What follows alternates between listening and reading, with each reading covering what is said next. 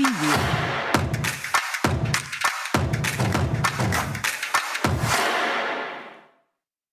Bienvenidos un viernes más a Tech Talks by Skiller Academy. Hoy vamos a hablar de un tema muy interesante, criptomonedas, pero no solamente desde el punto de vista, digamos, económico, sino también del tecnológico, su relación con el marketing, un poquito de metaverso y muchas más cosas. Tenemos con nosotros a 4 especialistas que paso a presentar.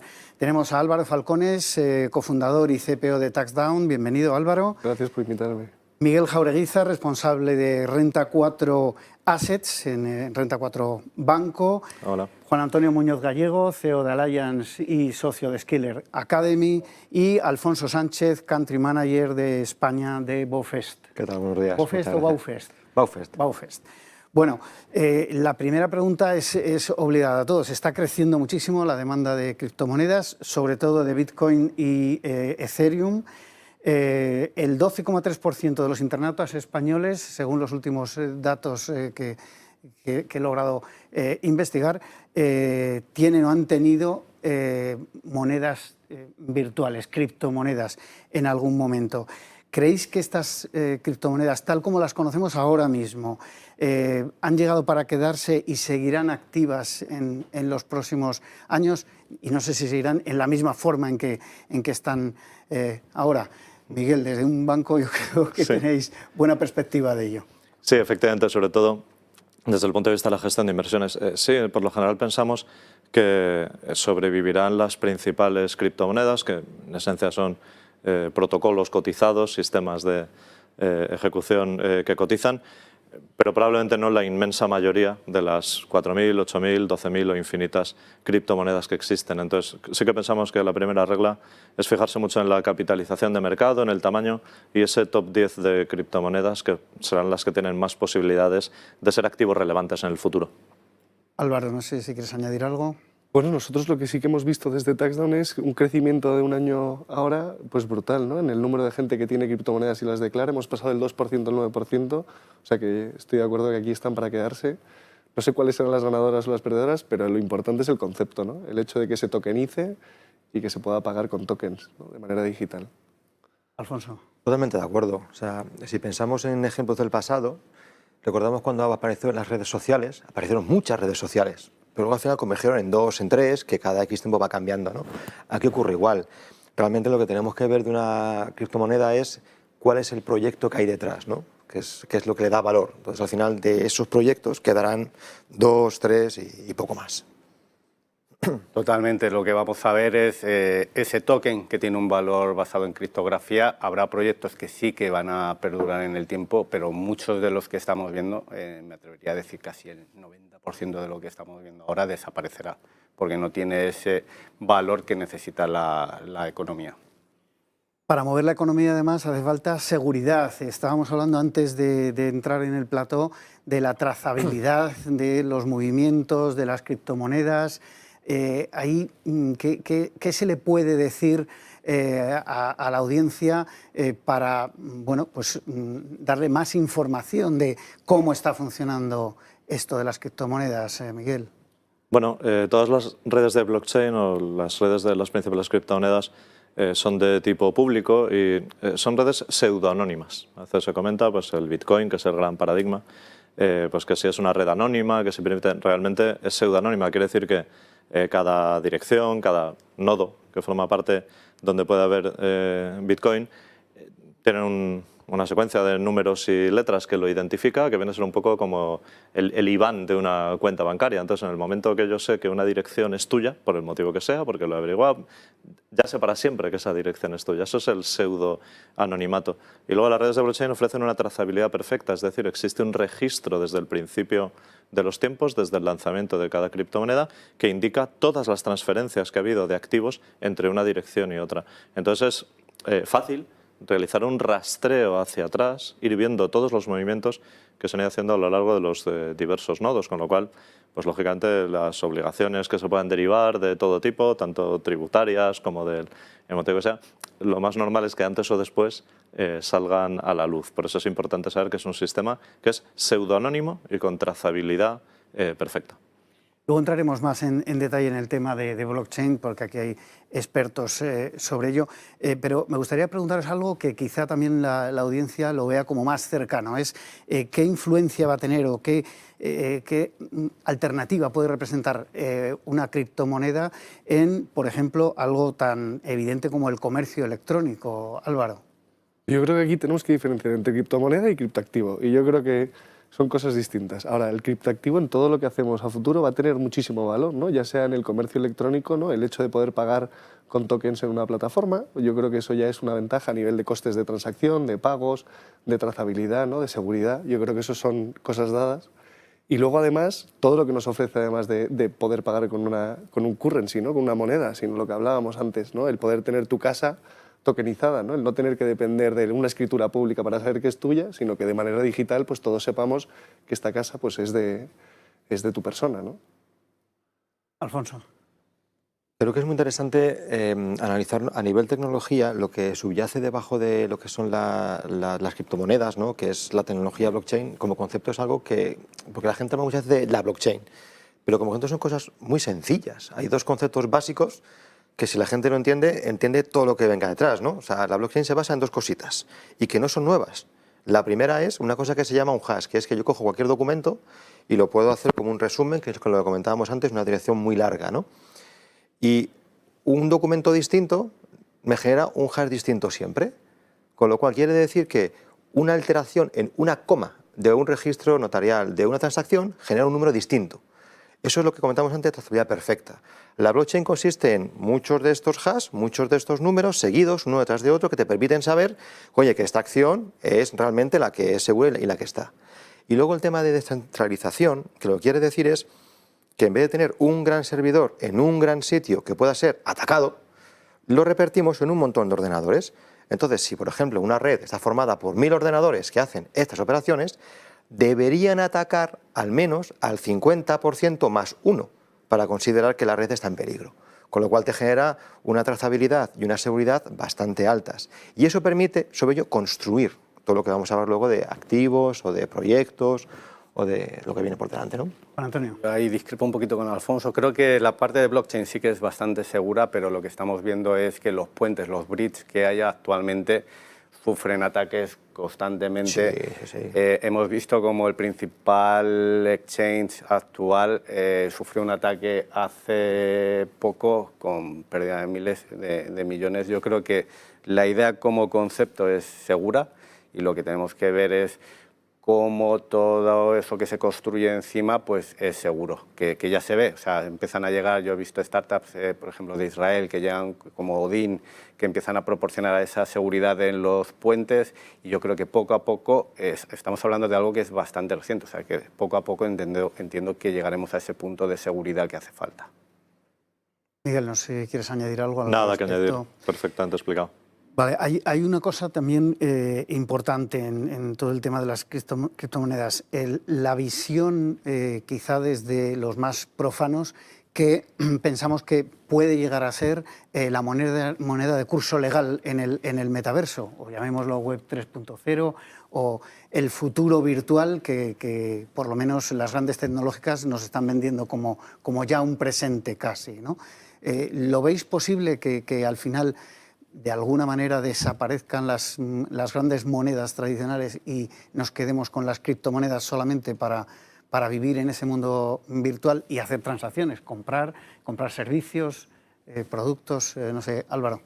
¿Qué es el metaverso? Yo lo veo como Internet, que para mí es Internet. Entonces, oye, que a día de hoy yo ya puedo pagar jugando al Call of Duty en la Play 5 con los puntos del Call of Duty y esos son mis tokens, sí, eso ya funciona, claro. y puedes hacerlo, ¿no? Entonces, los diversos negocios que se desarrollen en ese entorno, en ese ecosistema que ahora se ha llamado metaverso, pues por supuesto podrán elegir la manera de pago, el currency, el token que utilizarán y cómo lo quieren gestionar, ¿no? Y probablemente salgan cosas muy chulas. Hay un juego, no sé si con Axie, es un juego basado en cripto, ¿no? Donde la gente pues, gana dinero basado pues, creando criaturas y cosas, ¿no? Yo creo que y hay una locura alrededor de esto. Hay gente en India jugando a esto, hay gente que paga a otra gente para que juegue a esto. O sea, es realmente loco. O sea, que seguro que hay modelos de negocio, empresas y ideas que se van a basar en cripto para el futuro. De hecho, tienes, por ejemplo, al final un metaverso no deja de ser un entorno tal cual se define ahora mismo, es un entorno virtual que se percibe como real a través de tecnología inmersiva. Tecnología inmersiva, ojo, que aún está todavía por desarrollarse, porque la gafa de la virtual a día de hoy siguen mareando, con lo cual te las pones un poquito y como te tires 3/4 de hora, igual quieres vomitar. La baja latencia viene con el 5G, hay que acabar de implantar el 5G, hay que tener todo 5G, hasta que eso no ocurra, esa parte inmersiva no va a llegar. Eso todavía faltarán años, igual 5 o 10 años tranquilamente, ojalá menos, ¿no? Pero eso. Lo que sí que tenemos son experiencias inmersivas que te permiten crear proyectos como, por ejemplo, Decentraland, que es un proyecto clásico de metaverso, un entorno virtual, un videojuego, Los Sims. ¿vale?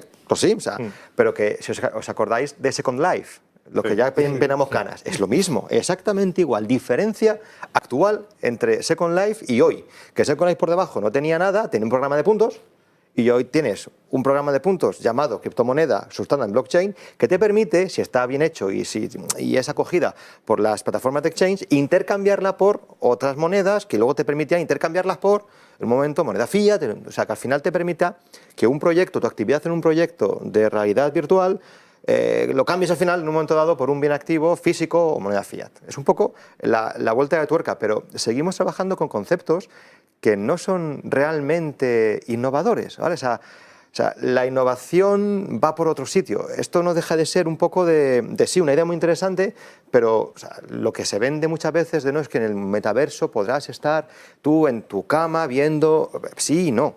O sea, no sé si alguien ha probado en esta mesa gafas de realidad virtual, yo he probado unas cuantas...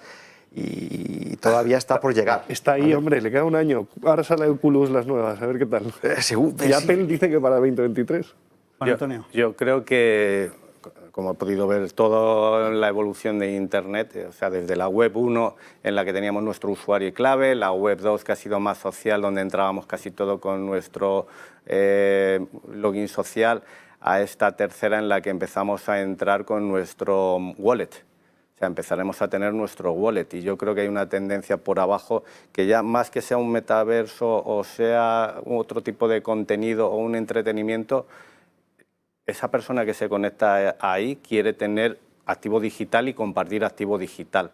Y eso sí que es un cambio. O sea, que ya no queremos que una gran empresa haga dinero y si acaso reparta un poquito, sino que no, ya todo el mundo va a querer intentar capitalizar esa nueva web. Sí, yo diría de forma resumida, el metaverso, los metaversos, sea lo que sean en el futuro, que como bien habéis comentado, está por llegar ese futuro, pero el metaverso es el continente y los tokens, determinados tokens, especialmente los NFTs, serán el contenido. Es decir, si en algún momento tú tienes algún tipo de propiedad virtual, una casa en el metaverso, realmente tú podrás tener ahí una obra de arte que has adquirido y que es un NFT y que es tuya y que la puedes vender o la puedes comercializar con alguien. Lo que permite la blockchain al final es que elementos de información no sean solo copiables, sino que no se haga solo control-C, control-V, como estamos acostumbrados a hacer, sino que se haga control-X, control-V. Ese cuadro existe y es único y es solo mío. Y cuando te lo doy a ti, te lo llevas tú a tu casa y desaparece de mi propiedad virtual. Entonces, eso es un poco lo que vamos a ver. Otro ejemplo muy sencillo. Imaginemos un juego popular como puede ser Fortnite, por ejemplo. Siempre hablamos de videojuegos porque son los más cercanos a esa realidad inmersiva de la que hemos hablado. En Fortnite, pues la gente se puede comprar, como sabéis, un disfraz de Son Goku o un disfraz de Spider-Man, según lo que esté haciendo en cada momento. Eso se le paga al desarrollador. ¿Qué va a suceder cuando realmente lo que compre no sea ese traje, sino ese traje en una forma tokenizada, que será propiedad del que lo ha comprado y no de la empresa de videojuego? Entonces, si yo me compro un traje de Spider-Man por 10 euros y al cabo de 3 meses lo puedo vender por 20, esas son las primeras transacciones reales que vamos a ver que se van a aproximar a lo que va a ser el metaverso. Una propiedad de los activos digitales que tú estás adquiriendo dentro de una experiencia inmersiva. Y eso aumenta el valor de las cosas. Cuando tú compras algo que sabes que luego un día va a desaparecer y que va a morir, tiene un valor X. Pero cuando compras algo que tiene un valor transmisible futuro, eso vale 2X, 3X o 4X. Entonces, eso es lo que acabaremos viendo. ¿No, Miguel? Exactamente, cuando es único, que es un requisito imprescindible para que tenga valor, lógicamente. Es un poco lo que decía también Álvaro, si tú compras una casa, esa casa es tuya, no es transmisible, en este caso es algo virtual, pero si es único también aumenta su valor y el valor después de transmisión. Volviendo un poco al tema de las monedas, de criptomonedas frente a las monedas o las divisas tradicionales. El valor de capitalización, según un dato que he recogido, supera con creces el billón de dólares. Y hablamos de billones europeos, no billones americanos, lo cual a mí me ha sorprendido muchísimo por volumen.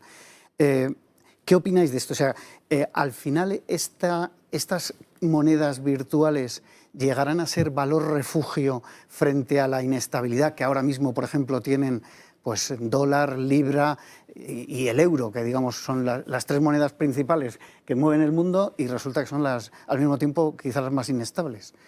¿Cómo lo veis desde el banco, Miguel? Mira, un mensaje muy claro.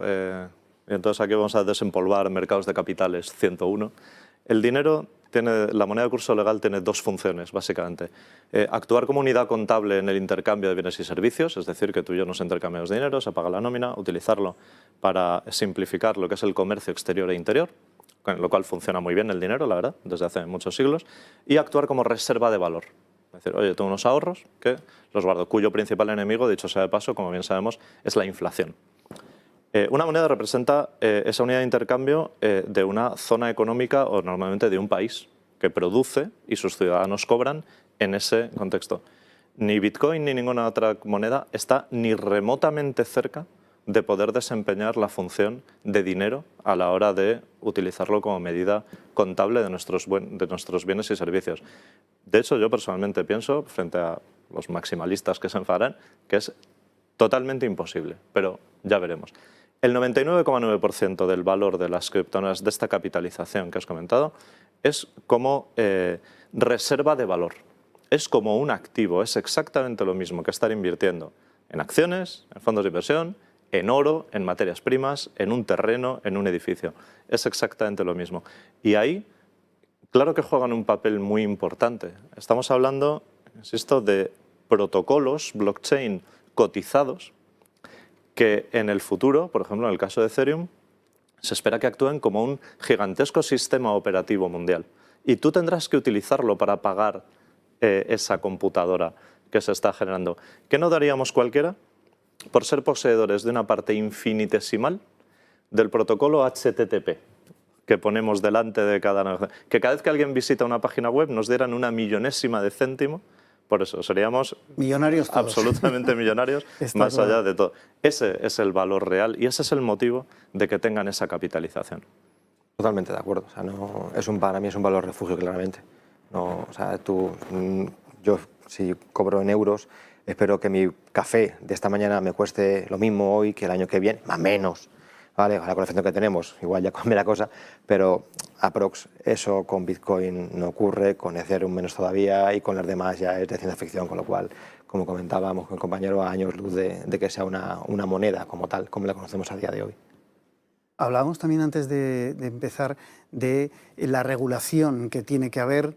No sé hasta qué punto está regulado. Entiendo, por lo poco que he investigado, que está muy poco regulado todavía todo el tema del uso de criptomonedas, por lo menos en España, y entiendo que a nivel internacional tampoco. ¿Cómo evolucionarán los bancos centrales para poder gestionar de una forma...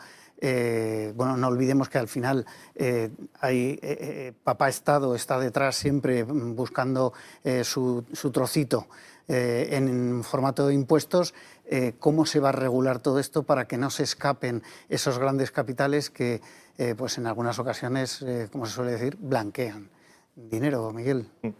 Bueno, en Europa yo creo que tenemos suerte porque tenemos lo que posiblemente es la legislación más avanzada del mundo, está incipiente. Hay dos grandes paquetes que son principalmente MiCA, son Markets in Crypto Assets. MiCA regula los activos financieros dispuestos sobre tokenizados, los tokens que actúan como activo financiero, toda la tokenización. Se envió al Parlamento Europeo la semana pasada y esperamos que esté aprobada en breve. Eso nos va a poner en Europa, de forma colectiva, a todos los países, a la cabeza de la regulación cripto y va a asimilar bastante la inmensa mayoría de los criptoactivos a activos digitales. De hecho, MiCA, decimos que es MiFID II para la famosa MiFID II, para los criptoactivos y para los activos digitales. Y luego hay otro elemento que es el Pilot Regime, que consiste en que se va a poder organizar mercados financieros de transacciones de fondos de inversión, activos inmobiliarios, acciones, bonos, construidos en una red de blockchain, construidos en DLT, que eso es algo que la regulación actual no permite porque nunca se había imaginado que podía venir este tipo de tecnología, ¿no? Entonces eso va a hacer que los tokens, en sentido amplio, y los activos digitales lleguen de forma masivamente regulada a la sociedad. En resumen, 2023 va a ser sin ninguna duda el año de la regulación de los criptoactivos y yo creo que muy positivo, porque no es una regulación que en principio los restrinja, sino que parece que va a facilitar que sean más seguros, más útiles y que lleguen mejor a la ciudadanía. ¿Queréis añadir algo, Juan Bueno, yo Antonio? creo que toda esta evolución, todo lo que es el wallet estaba basado en el anonimato, eso que buscábamos siempre en Internet, el poder tener esa protección de datos, ese anonimato. Claro, ahora el wallet tiene ese activo y habrá que ver cómo se regula. Yo coincido que Europa va a la cabeza y esperemos que siga así. La tecnología que utilizan principalmente, digamos, las criptomonedas, el blockchain, tiene como una de sus principales ventajas, o eso dicen por lo menos sus defensores, el validar las transacciones a través de un sistema completamente descentralizado y anónimo. A nivel tecnológico, Alfonso, ¿esto es una ventaja o puede ser en sí mismo un riesgo? Es un cambio de paradigma. Es decir, ¿qué es lo interesante de centralizar? Lo que te comentaba antes, que en lugar de tener un punto de ataque, tengo muchos puntos de ataque. La gracia del paradigma de la descentralización es que para poder corromper una red debería atacar. Esto se basa en que al final hay 1000 ordenadores diciendo todo lo mismo, que cuando alguien pregunta, oye, ese hash es de este address o esta operación es así, porque al final la trazabilidad te permite que tú en la blockchain veas todo lo que ha pasado, es público. Hay dos tipos, privadas y públicas, pero las públicas, que es la que hablamos al día de hoy, tú lo puedes ver. Y se basa en que tú tienes un montón de nodos, o sea, un montón de ordenadorcitos a los que tú preguntas y todos te responden a la vez. ¿Con que sí es verdad? Bueno, igual de los 1000 te responden 990 que sí y 10 te dicen que no. ¿A quién crees? ¿A los 10 que no o a 990 que te dicen que sí? Pues estadísticamente a 990. Quiere decir entonces, desde el punto de vista de la seguridad, una red de blockchain debería ser atacada con el número de nodos que tengas al 50% más 1 que decíamos antes. Es el principio básico. Y luego el hash que te permite cifrar todas las operaciones para que tengas esa trazabilidad perfecta que comentábamos antes. Desde ese punto de vista eso es seguro. Es seguro. Es menos vulnerable que tener en un solo ordenador centralizado, que me pueden atacar de otras diferentes maneras. Pero luego comentábamos que hay diferentes elementos de enlace donde pueden entrar. Si hago un ataque de fuerza bruta a los wallets, pues muchos están cayendo. Por fuerza bruta de diccionario, un ataque súper básico, súper simple, pero están cayendo. Entonces resulta que la blockchain sea segura, pero el intermedio, el puente, el wallet no. Entonces al final es una constante evolución. O sea, esto no es magia, no es... En la web actual, si yo alojo mis datos en Amazon, ¡oh, fatal! Porque están... No, y esto es maravilloso. No. Esto es total, hay gente trabajando para que sea seguro, igual que en un entorno centralizado también hay mucha gente trabajando para que sea seguro. Echa la ley, echa la trampa. Yo quiero decir, pues esto es la mejor manera que se nos ha ocurrido a día de hoy de intentar que esto sea lo más seguro posible, pero estoy convencido que lo van a romper el día de mañana y habrá que seguir innovando y buscando cuál es la siguiente manera, ¿no?, para hacer una red lo más segura posible. Totalmente de acuerdo. O sea, es un ecosistema que está arrancando. O sea, yo creo que hay mucho que aprender, tanto a nivel de seguridad, a nivel de exchange, incluso a cómo se conectará todo lo que se está creando. O sea, estamos en la fase inicial, incluso al tema de datos. Hasta ahora toda la privacidad de datos siempre ha estado enfocada a que hay un organismo que tiene los datos. Habrá que ver qué pasa cuando esos datos no los tiene una persona. Están descentralizados. Demasiado repartidos. Entonces va a ser un cambio bastante radical que hay que trabajar mucho. Miguel, no sé si quieres añadir algo. Nada, perfectamente explicado, totalmente de acuerdo. Bueno, yo tenía una pregunta para ti bastante obvia. ¿Para un banco hoy en día es lógico ofrecer este tipo de producto o es contradictorio con su política de gestión de otros activos financieros? Los bancos y las entidades financieras en general debemos estar hoy en dos aspectos clave de los criptoactivos. El que hemos comentado en el sentido de que progresivamente se están equiparando, en 2023 será tremendamente notorio, a otros activos. Lo importante de un activo financiero no es su rentabilidad ni su riesgo, es su rentabilidad y su riesgo. Esa es la cuestión. Lógicamente, una cartera, nuestra actividad consiste en la construcción de carteras, de portfolio, para que respondan a las necesidades financieras del cliente. Entonces, porcentajes en renta fija, unos porcentajes en fondos, unos porcentajes otro inmobiliario, lo que sea un poco tu vida financiera. ¿Tiene cabida ahí activos con la volatilidad actual de Bitcoin, Ethereum? Probablemente sí, en un tamaño probablemente todavía pequeño. Pero son activos financieros con una rentabilidad y con un riesgo, con lo cual merecen ser objeto de estudio y de incorporarse. Y eso yo lo veo tremendamente claro y parece que la regulación también, porque, como he comentado, los trata igual. Dice, oye, pues Markets in Financial Directive, MiFID, para proteger al consumidor, y Markets in Crypto Assets, directiva para proteger al consumidor en el mismo ámbito. La otra pata en la que debemos estar es en la tokenización de los activos financieros tradicionales. La tecnología blockchain eficienta muchísimo fondos de inversión, acciones, bonos, todo tipo de mercados. Entonces, en esos dos puntos, por supuesto que debemos estar. Creo que la imagen que arrastran las principales criptomonedas en cuanto a cuestiones de consumo de energía, en cuanto a cuestiones de blanqueo de capitales, en cuanto a cuestiones de uso ilícito, todavía influye mucho en el juicio de las entidades sobre cómo deben tratarse. Pero realmente es un tema que está ahí, no es un tema de ayer, es un tema ya de hace, vamos a 15 años del nacimiento del Bitcoin. Empieza a ser ya un periodo de tiempo considerable.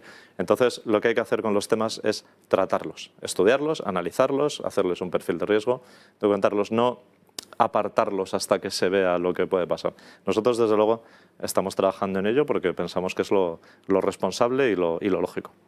Bueno, antes de lanzar la siguiente pregunta, quería comentar a la audiencia que, lógicamente, para hacer esta tertulia sobre criptomonedas hemos invitado a diferentes entidades financieras, las principales de las que operan en nuestro país, y la mayoría, quitando Renta 4 Banco, han declinado la invitación por bien no ser política de comunicación de la compañía o porque simplemente no querían hablar de si están o no en ese mercado, digamos, de las criptomonedas.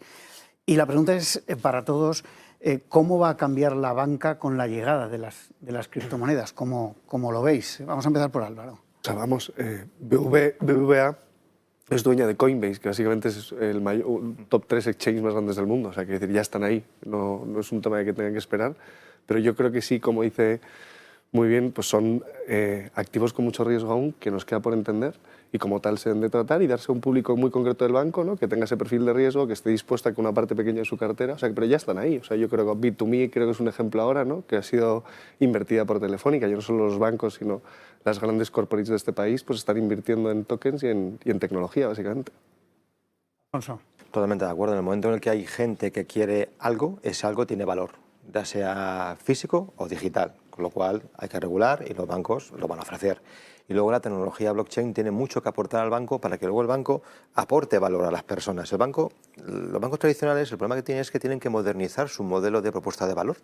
Porque si no, al final, lo vemos con las sucursales, ¿no? De cómo tú manejabas una sucursal hace 15 años, ahora que es casi un showroom de Samsung o de elementos, ha cambiado el concepto, ¿no? Entonces, por ejemplo, hay bancos que ya tienen transferencias SEPA, que es un papelito que un señor escribe aquí y lo manda a otro sitio del mundo. Al día siguiente el señor escribe en otra parte del mundo otro papelito, 2 apuntes contables, y eso es transferencia de dinero. Y se hace así a día de hoy. Con la blockchain que ya bancos tienen implementadas en un cajón, se hacen en un milisegundo. Y en un milisegundo el dinero llega de un punto a otro punto del mundo. Tú imagínate una persona que iba con su familia en Florida y otro en España, que da capacidad desde su móvil de transferir el dinero de forma instantánea y sea trazable y seguro. Pues eso es una propuesta de valor al usuario final. La banca tiene mucho que coger de estos protocolos. Falta regulación y conocimiento, porque yo en la academia, que tiene un bootcamp para aprender a ser desarrollador blockchain, porque hay mucha gente que quiere entrar en esta industria, hay muchas startups que quieren posicionarse en este mundo de la Web3, me dicen, vale, yo si quiero ser desarrollador tengo que usar la red, necesito tener algunos activos como Ethereum para poder probar en real que yo lo hago. Y ya empiezan las dudas dentro de las startups y la gente dice, ostras, tengo esto, pero ¿puedo tener esto para desarrollar mi proyecto? ¿Cuál es la regulación? Si tengo un e-commerce y quiero cobrar en algún tipo de activo digital, ¿lo puedo hacer? ¿No lo puedo hacer? ¿Cómo lo hago? Puede tener una empresa un wallet, no lo puedo tener, aquí no, en otro país sí. Entonces yo creo que falta esa regulación para que todo esto realmente ya vaya con la confianza que necesita. A vista de pájaro y a largo plazo, respondiendo a tu pregunta, Juanma, ¿cómo va a transformar la banca? La banca y las entidades financieras en general actúan de intermediarios entre las partes que se envían dinero, que firman unas hipotecas, que hacen toda la actividad de crédito, de transferencia, de payments y de inversión en activos, ¿no? Cuando aparece una tecnología cuyo atributo principal es proporcionarte esa funcionalidad de forma estandarizada, tu perfil cambia. De tener que aplicar tu propia tecnología, tus propias operaciones, tus propios sistemas a garantizar que eso funciona correctamente, esto es exactamente igual que cuando llegó el mundo online. De repente ha aparecido algo que, es esto, a medio plazo, a largo plazo, pero de forma esencial, de forma básica, va a cambiar las capacidades que tú tienes. Esa inversión en tecnología tendrá que ser muy grande ahora al principio, pero luego las operaciones van a cambiar totalmente, porque se van a ejecutar a través de smart contracts que no requieren intervención. Entonces el perfil actual de cómo se hace la arquitectura, no solo tecnológica, sino operacional y de negocio de un banco y de una entidad financiera, se transforma de manera sustancial, pero de una manera absolutamente, insisto, de verdad, fundamental. Entonces, esa es la afectación. Y ahora, desde ese nivel, desde ese púlpito, hay que bajar a ver cuáles son los primeros procesos que se ven afectados, cómo se va cambiando la cadena de valor, si vamos a empezar por los pagos, que es obvio que siempre es el primero que se mueve, en qué momento llegarán las hipotecas, cuándo serán las cartas de crédito y dónde será la parte del registro de la propiedad. Ese es el trabajo que tenemos que hacer internamente. Y un apunte, recordar, insistir, las criptomonedas son la punta del iceberg de los activos digitales. Monedas digitales de bancos centrales, tokenización de todo tipo de activos. Ahí es donde va a estar la afectación principal de la industria financiera, en toda esa parte del iceberg que ahora mismo está debajo de las olas y que apenas estamos viendo. Las criptomonedas son simplemente la punta de lanza de este cambio. Cambiando un poquito de tema, Álvaro, vosotros que sois especialistas en tema de impuestos, ¿cómo veis el uso masivo de monedas virtuales y qué nivel de involucración tendrá, por ejemplo, en nuestro país, la agencia tributaria respecto al uso de esta nueva divisa, llamémosle, o bueno, de este valor que al final se va a utilizar, que ya se está utilizando en algunos casos, para mover financieramente, pues comprar o vender o pagar servicios? 4 veces más de un año a otro, ¿no? O sea que yo creo que la gente pues cada vez tiene más cripto y está dentro de su cartera. Ahora bien, creo que hay cosas que puntualizar, ¿no? Lo primero es la famosa permuta. Al ser un activo digital, no una moneda, es muy interesante que cada vez que transformamos Bitcoin en euro, estamos generando una ganancia o una pérdida patrimonial que hay que declarar, ¿no?, en la declaración de la renta. Y creo que eso es algo que mucha gente no percibe o no concibe, ¿no? Creo que hay incluso hasta crypto exchange que te ofrecen una tarjeta para pagar en Bitcoin.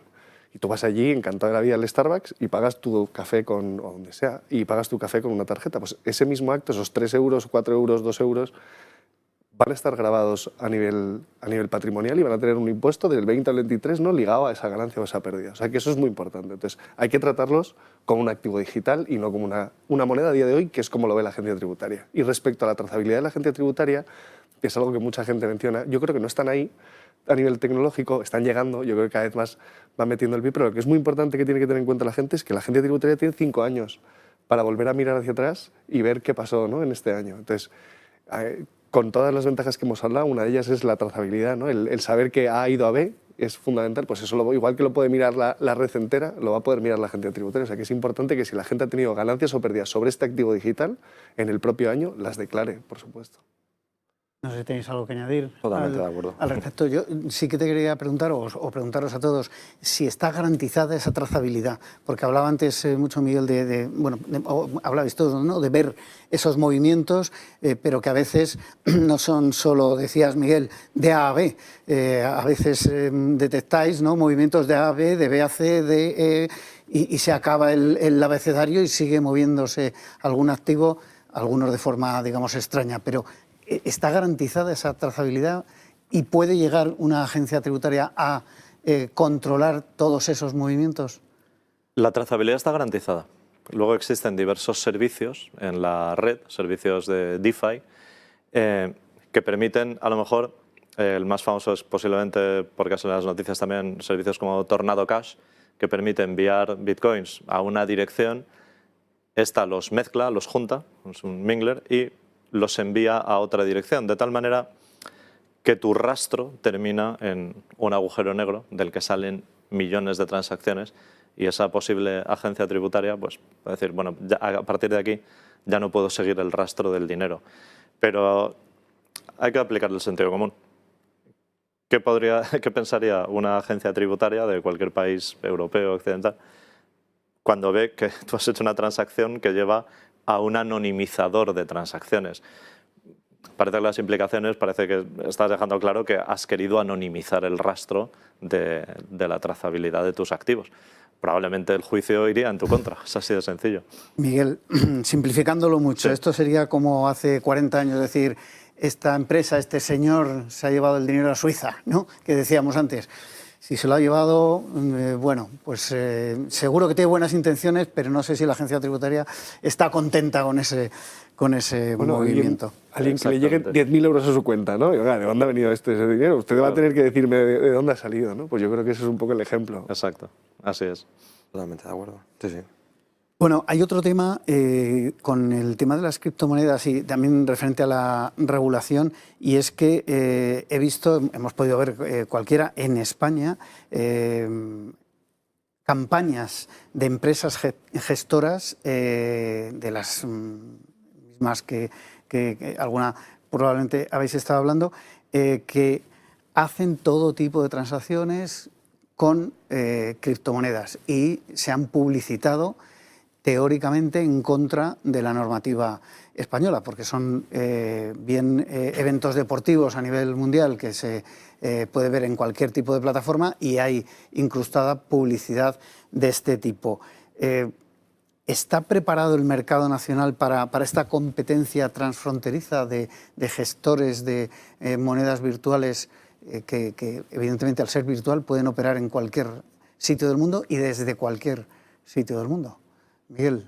Bueno, la competencia en último término siempre es bienvenida, siempre que se realice lógicamente en las mismas condiciones. Al final, pues la CNMV en España tiene su lista de chiringuitos financieros, de entidades extranjeras que operan sin la debida autorización en España. Entonces, mientras las normas sean iguales y todo funcione con las mismas reglas para los mismos participantes, sé que la competencia, yo creo que el mercado está preparado. No olvidemos que un operador local o una entidad local, pues eventualmente, a día de hoy no es así, pero cuando la regulación esté en plena, totalmente implantada, pues es de esperar que existan garantías como existen a día de hoy sobre otro tipo de activos, el Fondo de Garantía de Depósitos, el Fondo de Garantía de Inversiones, en fin, una serie de medidas que harán que el mercado local, declaración directa a la agencia tributaria con los movimientos, a diferencia de lo que pasa con brokers extranjeros a lo mejor. Entonces yo creo que esas ventajas, por supuesto que se pondrán de manifiesto. No creo que vayamos a estar en una situación de peor competencia frente a los operadores internacionales. ¿Queréis añadir algo? Qué locura la public, ¿no? Sale Elon Musk cada 2x3 diciendo que tiene twitters y twitters y twitters de scam de cripto.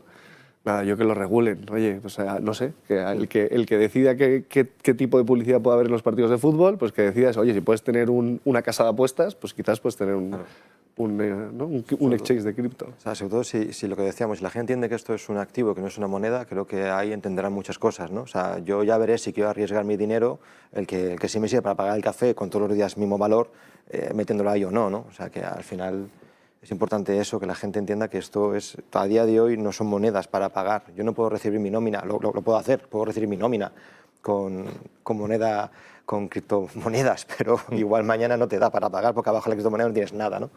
Entonces es importante que estemos ahí. Nos quedan 2 minutos.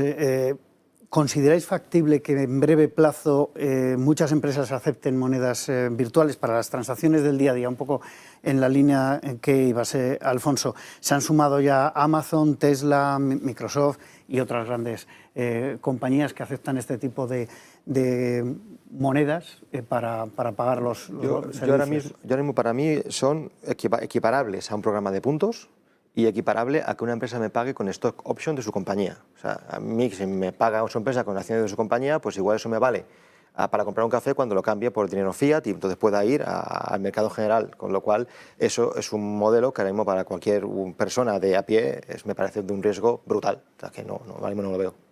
Antonio. Yo creo que empezará a lo mejor inicialmente más con planes de fidelización, como comentaba, en donde tienes tus puntos y los vas canjeando por otras cosas y cuando haya una regulación que permita ir más allá, pues se irá más allá. Álvaro. Totalmente. O sea, esto viene para quedarse, o sea que cuantas más cosas se paguen, nosotros estamos pensando en TaxDown, o sea que darlo como opción. Quien quiera pagar en cripto, pues es una alternativa. Pero tenéis muchas empresas o particulares que ya estén El 10% trabajando. de la gente que hace la declaración con nosotros tiene cripto. ¿El 9%. 10%? El 9%, sí. También este año nos hemos posicionado mucho para ayudarles porque realmente tienen un problema a la hora de reportar sus ganancias y pérdidas, ¿no? Es realmente complejo. O sea que yo espero que, eso es otra manera de pagar, ¿no? Yo creo que son Terminamos, guiños. Miguel. Son guiños, pero que están bien, pero no tiene una aplicación masiva. De la misma manera no lo tiene, como decías, pagar un café vendiendo tus acciones de Telefónica para con ello pagar la comida. Bueno, se puede hacer, pero no tiene... No, yo creo que eso no va a tener un enorme volumen nunca. Una cosa es que sea posible y otra cosa es que sea lógico, necesario, como decías, eso es. ¿no? A lo mejor no te planteas vender acciones de una compañía para pagar un café. Bueno, hasta aquí lo que ha dado de sí este interesante programa sobre criptomonedas en el día de hoy. Despido ya a Álvaro Falcones, cofundador de TaxDown y CPO de TaxDown, Miguel Jaureguiza, responsable de Renta 4 Digital Assets en Renta 4 Banco, Alfonso Sánchez, Country Manager de Baufest y Juan Antonio Muñoz Gallego, CEO de Alliance y socio de Skiller Academy. A todos ustedes les espero el viernes que viene en Tech Talks by Skiller Academy. Preview.